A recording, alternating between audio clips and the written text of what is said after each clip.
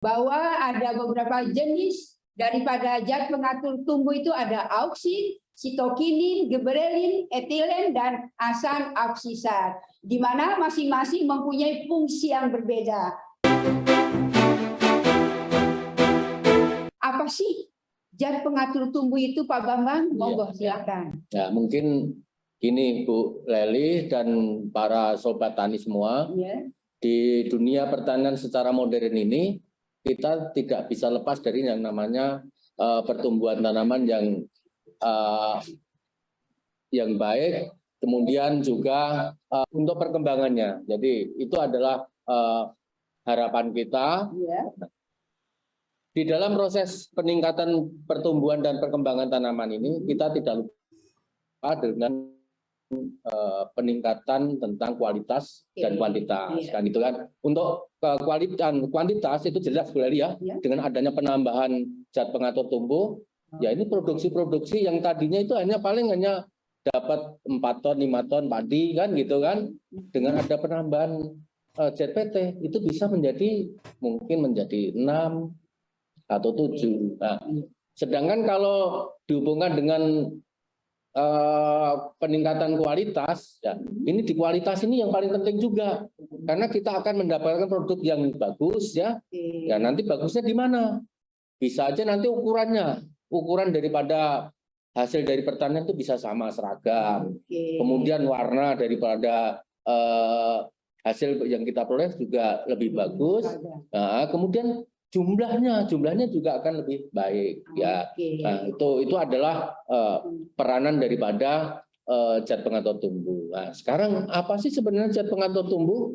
Jadi zat pengatur tumbuh itu ya sebenarnya adalah suatu bahan organik ya. Ya, jadi bahan organik tetapi dia bukan hara gitu ya. Dia bukan organik, bukan hara. Tetapi dalam jumlah yang sedikit dia mampu jadi dia mampu untuk memacu pertumbuhan, menghambat pertumbuhan, dan mempengaruhi fisiologi pertumbuhan daripada tanaman. Itu adalah arti daripada zat pengatur tumbuh itu, Bu Leli ya, dan sobat tani sekalian. Oke, baik sobat tani, sudah jelas bukan kita dengan mendengarkan langsung dari sana sumber apa itu zat pengatur tumbuh. Sepertinya sobat tani sudah mulai penasaran nih Pak Bambang, sudah mulai penasaran. Kira-kira Pak Bambang fungsi dari zat pengatur tumbuh itu apa Pak Bambang? Fungsinya? Jadi kalau kita lihat dari fungsi dari zat pengatur tumbuh, yang pertama itu adalah bisa memicu pertumbuhan tanaman. Ya, ini dicontohkan untuk memicu pertumbuhan tanaman. Ya. Kadang-kadang kan kita melakukan penyetekan ya, menyetek tanaman kita untuk perbanyakan tanaman. Nah, itu kita kasih olesi dengan zat pengatur tumbuh, yaitu baik Rotun F segala macam ya itu, atau mungkin yang paling sederhana bawang merah kan. Jadi dipotong bawang merahnya kemudian dileletin pada setek itu kemudian ditanam juga bisa ya. Nah, kemudian juga pakai Rotun F itu juga direndam, nah, itu juga bisa kan ya. Ya jadi itu adalah untuk mempercepat. Kemudian juga kemungkinan juga ada masa dormansi, biji-bijian atau mungkin tunas yang masa dormansinya dia mandek di dalam pertumbuhan atau masa dormansi, dengan ditambahi dengan zat pengatur tumbuh ini itu juga bisa untuk menumbuhkan sehingga memacu pertumbuhan. Yang kedua itu menghambat pertumbuhannya ya. Jadi penghambat pertumbuhan. Yang ketiga itu mengubah pertumbuhan dan pergerakan tanaman. Kalau mengubah pertumbuhan ini, menghambat pertumbuhan ini proses-prosesnya kan seperti kalau kita ini kita punya benih. Nah, benih ini harusnya kita pengennya menanam nanti bulan berapa kan gitu ya. Nah, tapi benih ini sebelum ditanam dia sudah tumbuh dulu. Seperti biji kako. Biji kako itu dia langsung dari pohon aja bisa tumbuh. Nah, maka untuk supaya dia itu tidak cepat tumbuh, maka kita hambat dengan mungkin di perendaman dengan ZPT dulu sehingga bisa tersimpan sampai waktu yang kita butuhkan kan gitu ya. Wow, ternyata keren banget ya Sobat Tani. Fungsi dari zat pengatur tumbuh dapat memicu pertumbuhan, menghambat, kemudian dapat meningkatkan kualitas daripada tanaman kita. Baik Pak Bambang, kita bincang-bincangnya lebih dalam lagi Pak Bambang ya. Baik Pak Bambang. Kira-kira Pak Bambang, dalam suatu tanaman, bisakah apakah tanaman dapat memproduksi zat pengatur tumbuh? Ya. Kan kalau kita lihat sebenarnya secara nyata ya, tanaman itu ternyata bisa menghasilkan ZPT sendiri, Bu. Ya, atau sering disebut dengan fitohormon ya. Jadi tanaman itu menghasilkan ZPT sendiri itu disebut dengan sering kalau orang-orang ya pokoknya bahasa kerennya itu namanya endogen kan ya, endogen. Jadi endogen adalah kemampuan dari tanaman untuk menghasilkan zat pengatur tumbuh sendiri dari tubuh tanaman itu sendiri. Nah, dari bagian-bagian mana yang bisa menghasilkan? Nah, ternyata zat pengatur tumbuh itu bisa dihasilkan dari akar. Jadi akar juga bisa menghasilkan zat pengatur tumbuh. Kemudian pada batangnya juga bisa. Kemudian daunnya dan kemudian juga buahnya juga bisa menghasilkan zat pengatur tumbuh. Itu disebut dengan istilahnya zat pengatur tumbuh endogen, Bu ya. Iya. Sobat Tani, ternyata tanaman dapat menghasilkan zat pengatur tumbuh sendiri, yaitu melalui akar, batang, daun, dan buahnya. Bagaimana Pak Bambang, jumlah yang dihasilkan oleh tanaman itu apakah mencukupi untuk tumbuh kembang tanaman itu sendiri? Bagaimana Pak Bambang? Secara kenyataan di lapangan, Bu Leli dan Sobat Tani, ternyata juga kita kadang-kadang punya tanaman yang kadang rontok kan, kita kan buahnya banyak tapi rontok kan, nggak jadi kan gitu kan. Nah, itu kemungkinan besar juga bisa disebabkan karena zat pengatur tumbuhnya di dalam yang dihasilkan oleh tanaman itu tidak mencukupi kan gitu kan. Nah, maka diperlukanlah yang namanya zat pengatur tumbuh dari luar.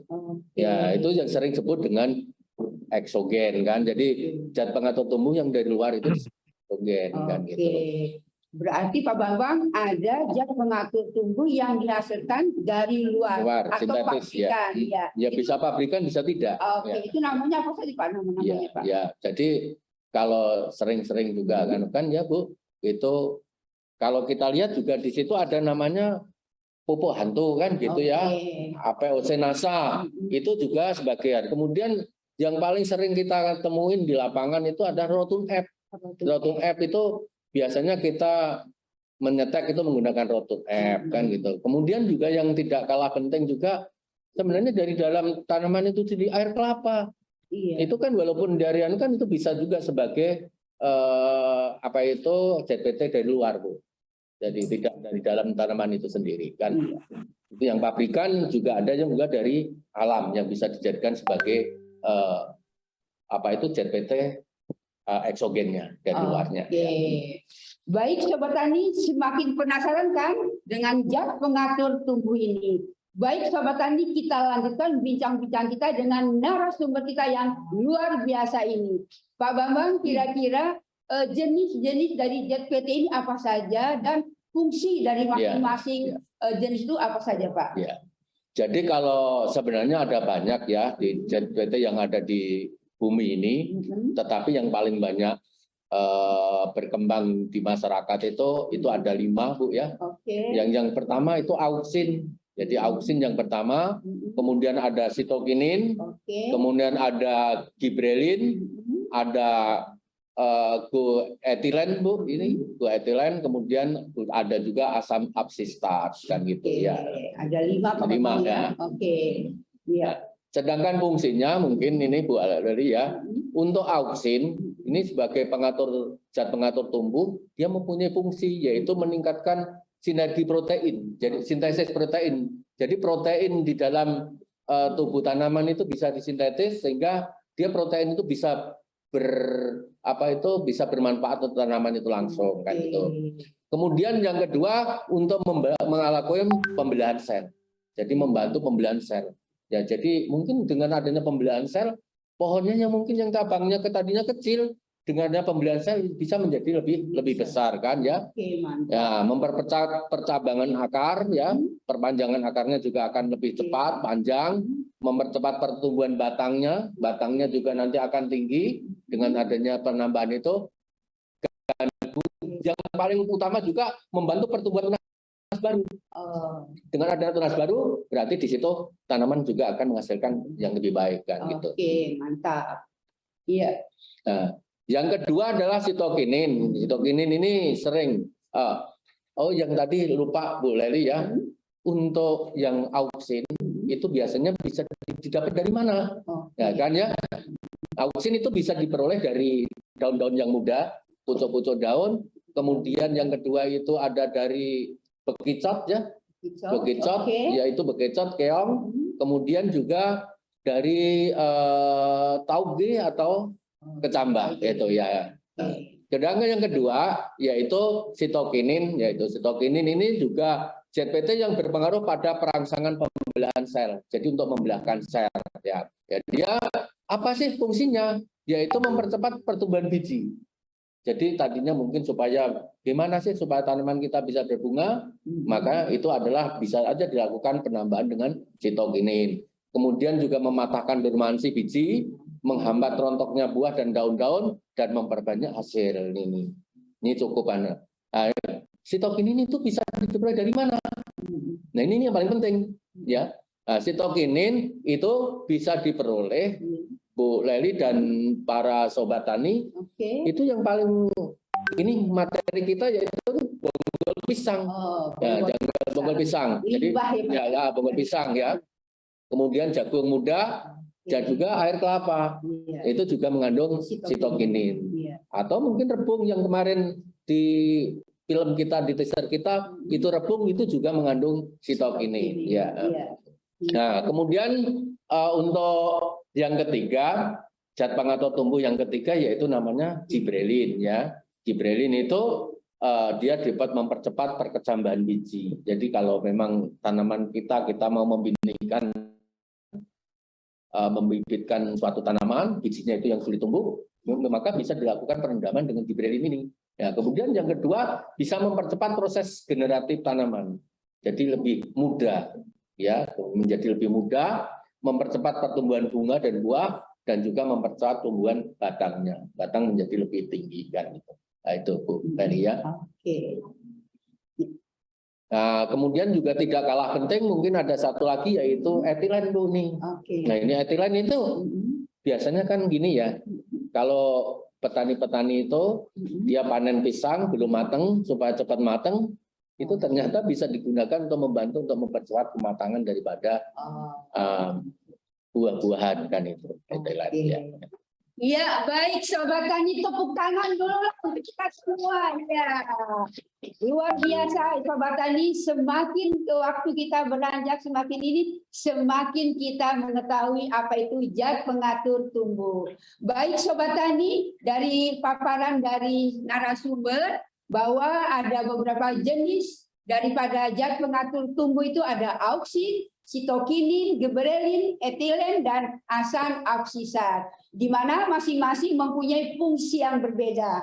Kita selaku konsumen atau selaku yang memerlukan dari zat PT bisa memilih daripada salah satu zat PT, Pak Bambang ya, sesuai dengan tujuan dan kebutuhannya.